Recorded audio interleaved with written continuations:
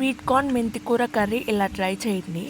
ముందుగా స్వీట్ కార్న్ని గింజలు తీసేసి శుభ్రంగా వాష్ చేసుకోవాలి. వాష్ చేసుకున్న తర్వాత అదే కడాయిలో 3 గ్లాసెస్ వరకు వాటర్ పోసి ఉడకబెట్టుకోవాలి. ఇప్పుడు ఒక మిక్సీ జార్ తీసుకొని దాంట్లో ముందుగా కట్ చేసిన టమాటోస్, అల్లం, వెల్లుల్లి, జీడిపప్పు, గుమ్మడి గింజలు ఇవన్నీ వేసి మిక్సీ పట్టుకోవాలి.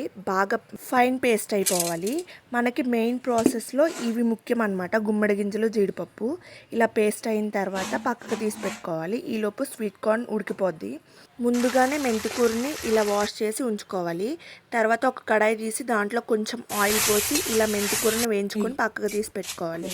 అదే కడాయిలో కొంచెం ఆయిల్ పోసి ఆవాలు, జీలకర్ర వేసి ఇందాక టమాటో పేస్ట్ కూడా వేసి కొంచెం ఉప్పు వేసుకొని వేయించుకోవాలి.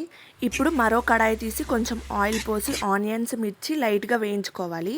ఇందాక వేయించిన మిశ్రమంలో ఈ ఆనియన్స్ మిశ్రమం కూడా వేసి దానిపైన స్వీట్ కార్న్ వేసి ఇలా మెంతికూర కూడా వేసి బాగా ఒకసారి మిక్స్ చేసి కొన్ని వాటర్ పోసి సరిపడినంత సాల్ట్, కారం వేసుకోవాలి.